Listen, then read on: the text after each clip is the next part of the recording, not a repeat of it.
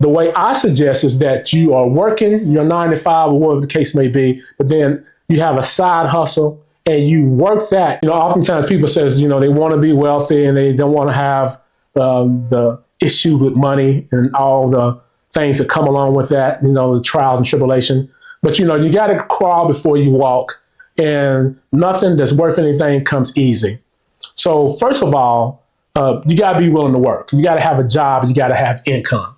And if you're not willing to work and have a job and have income, then you can't really create the wealth. That's how most people create their wealth, is by working. A lot of people says, well, I want to work for myself and I want to work for anybody else. Sure. And they don't. So they try to focus on their entrepreneurship. But my method is this. It's fine to want to be an entrepreneur and work on your entrepreneurship, but you got to have some income coming in to take care of you and your family if you have one, and so on and so forth.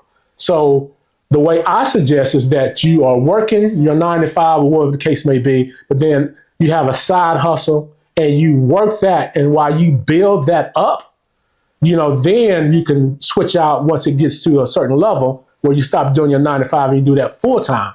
But you got to have income. In order to build wealth, you need money coming in to manipulate it and also to invest it and do things that you can get your money working.